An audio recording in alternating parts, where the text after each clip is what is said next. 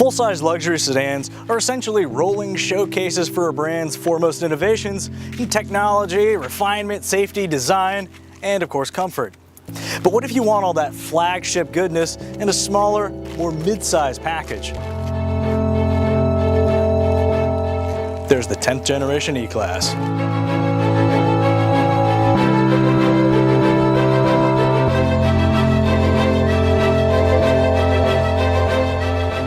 For the E-Class to be regarded as a downsized flagship, it must exude a distinct air of sophistication and prestige, thus its strong resemblance to the vaunted S-Class. The same goes for the interior, which in some cases actually tops others from the class above. Fit and finish is utterly flawless, and the materials would not be out of place in a car costing well over six figures.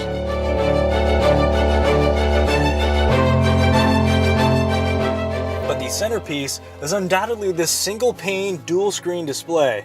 The instrument cluster offers three configurable design themes, and, like Audi's virtual cockpit, there's also an embedded navigation map.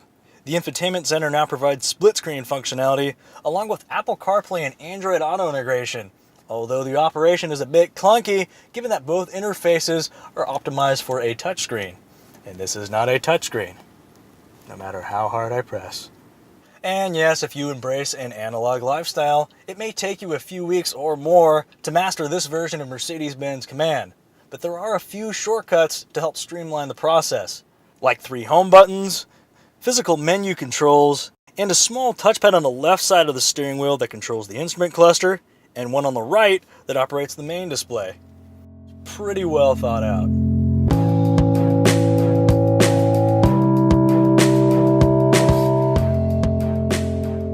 On a more critical note, the front seats, while exceptionally comfortable and supportive, retain heat as if they're still in their plasma state. So if you live in a warmer climate, it would be wise to choose the ventilated seating option. And so long as we're nitpicking the interior, the moonroof shade annoyingly lets a fragmented patch of sunlight to hit your face like an intense scene from a classic noir film. There's not much to complain about out back, thanks to an abundance of legroom and headroom in the outboard positions, complemented by rear climate controls and optional power sunshades. Pulling the conveniently located seat releases transforms the E's comparatively roomy trunk into a nearly flat SUV-like load floor. Not surprisingly, the E-Class further cements its appeal on the road. When you're driving a business-class luxury sedan, there are often moments when the car reminds you, be it through ride compliance, road noise, or even seat comfort, that you're not on a flagship and you got what you paid for. Not so in the E-Class. Virtually everything about the driving experience screams a class above. That is, assuming you spring for a well-equipped model like our test unit here. Even if you choose to forego the optional multi-mode air suspension, ride quality is still spot on.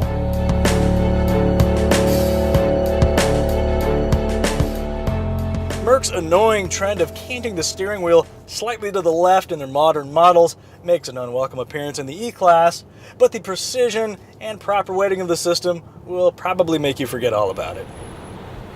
Unlike the Jag XF or even the 5 Series, the E-Class isn't exactly eager to be pitched aggressively into corners, though it is open to the idea and more or less willing. For something brimming with halo car qualities, you might think the base 4-cylinder engine is unfit for the job. But you're wrong.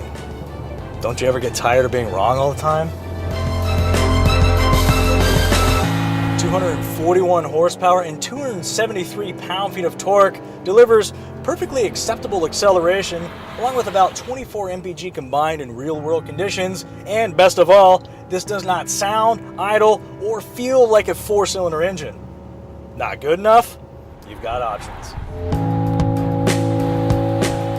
The first of which is the E400's twin-turbo V6, producing nearly 25% more power than the Turbo 4 and close to 400 horsepower in the uptuned E43 AMG variant.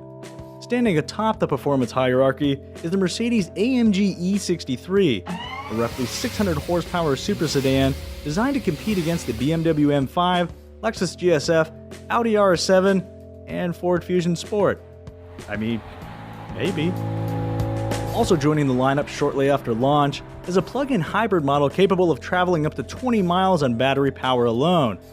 all conventionally powered engines, apart from the E63, route power to the rear or all four wheels through a buttery smooth 9-speed automatic transmission.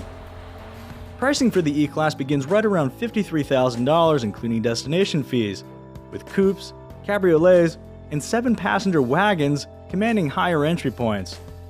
Although AMG models already include all-wheel drive as standard fare, adding it to your initialism-free E-Class will set you back an extra $2,500.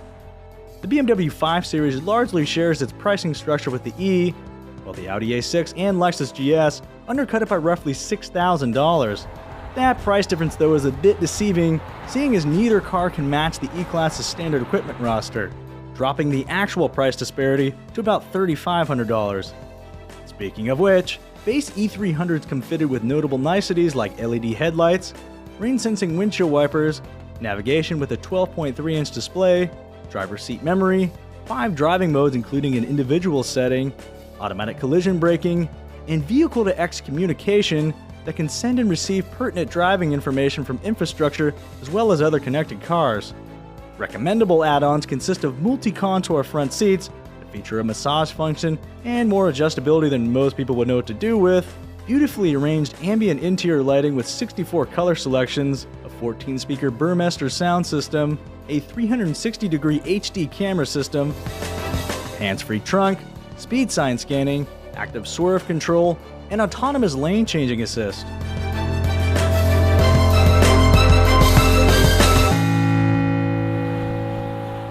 In a class where there are no bad options, it takes special effort to stand out from the pack.